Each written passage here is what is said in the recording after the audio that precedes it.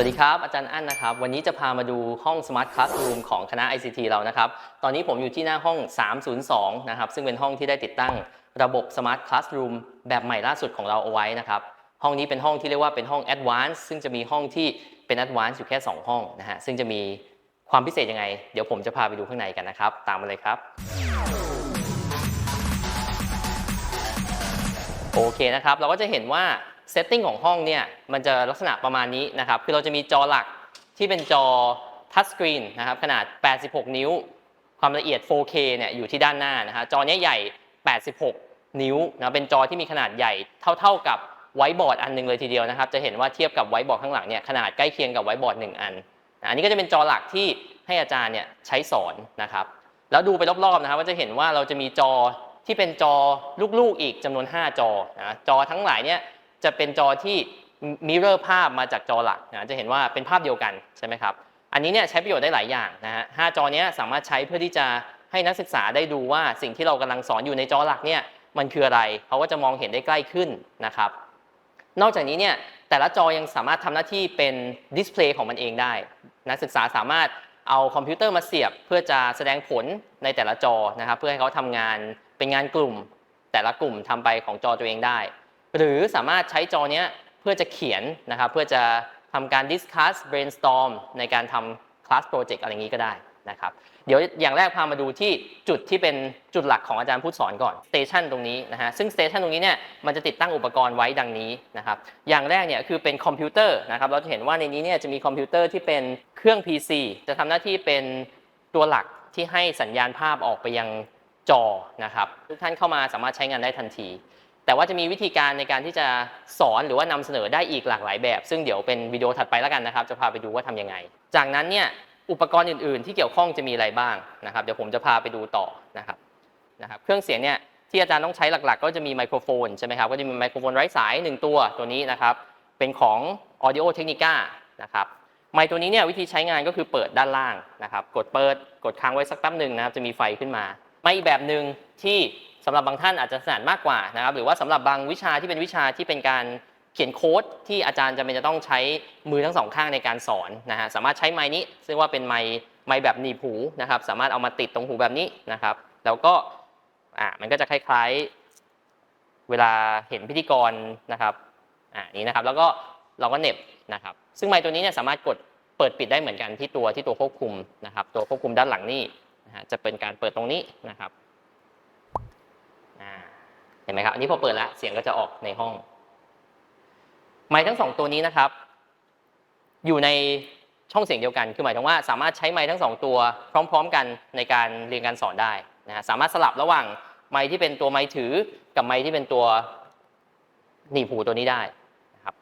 สุดท้ายพามาดูตรงนี้นิดนึงนะครับตรงนี้เนี่ยจะเป็นอุปกรณ์ที่ใช้จัดการกับสัญญาณภาพแล้วก็สัญญาณเสียงนะครับตัวกล่องเล็กๆเนี่ยจะเป็นกล่องที่สามารถให้เรานำเสนอโดยใช้อุปกรณ์อื่นได้นะครับเช่นอาจารย์บางท่านใช้ iPad นะครับใช้เครื่องมือไร้สายอื่นๆแท็บเล็ตที่เป็น Android หรือว่า iPhone เนี่ยก็จะใช้ตัวนี้นะครับในการส่งภาพออกไปกล่องนี้เนี่ยจะเป็นกล่องที่ใช้ในการเลือกสัญญาณภาพนะครับเดี๋ยวเราจะมาดูกันต่อไปในวิดีโออื่นว่าเราจะเลือกสัญญาณภาพอย่างไรนะฮะปัจจุบันเนี่ยเลือกภาพเ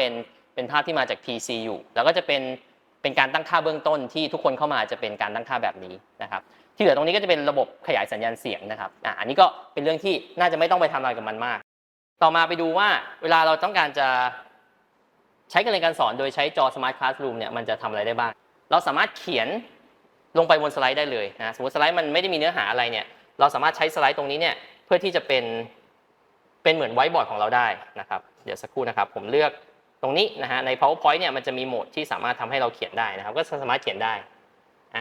S ใช่ไหม M A R T นะครับเขียนได้เหมือนกับไวท์บอร์ดเลยนะเพราะฉะนั้นคืออย่างแรกเนี่ยอาจารย์สามารถเลือกวิธีแบบนี้เพื่อใช้ในการเขียนโน้ตให้เด็กๆดูได้นะครับแบบที่2ก็คือสมมติว่าถ้าสไลด์บางส่วนเนี่ยมันมีเนื้อหาอยู่นะครับสามารถใช้วิธีการเดียวกันนะครับในการสอนโดยการที่สามารถใช้ปากกาที่มีเนี่ยเพื่อจะเน้นในจุดที่เราต้องการได้นะครับเราสามารถบอกว่าจุดนี้นะครับเป็นจุดที่สำคัญนะครับอาจารย์สามารถเทคโน้ตลงไปได้เพื่อบอกให้เด็กๆเข้าใจว่าตรงนี้เป็นจุดที่ต้องเน้นนะครับมีการ ชี้ไปตรงนี้ได้นะฮะหรือว่าขีดเส้นใต้นะครับในส่วนที่เราคิดว่าตรงนี้เป็นจุดที่นักศึกษาจำเป็นจะต้องทำความเข้าใจ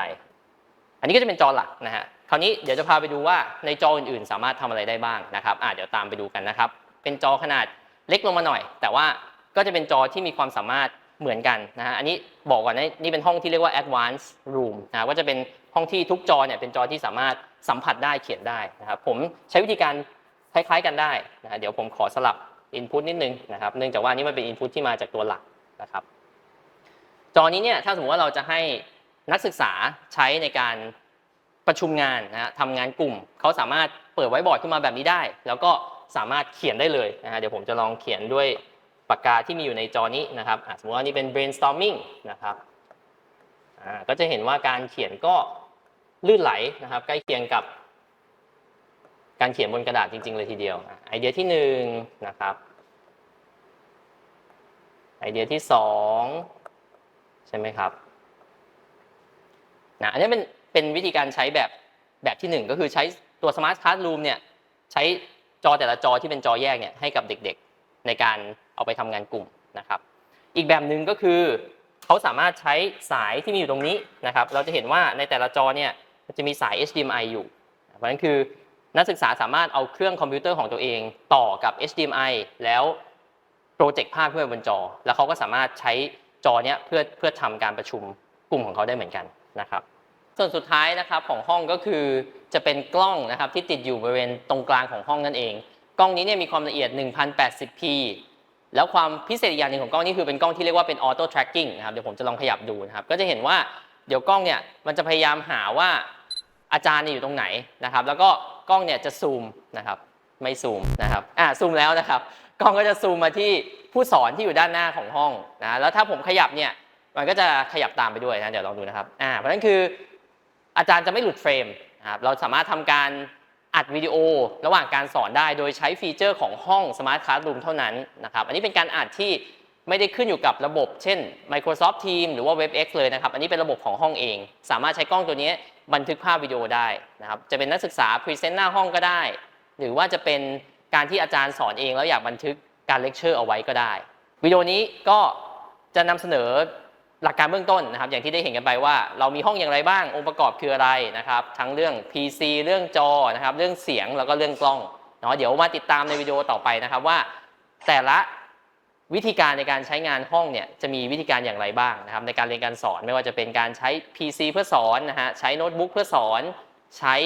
อุปกรณ์ iPad เพื่อสอนแล้วก็การใช้การอัดวิดีโอนะครับเดี๋ยวมาดูกันในวิดีโอถัดไปครับสวัสดีครับ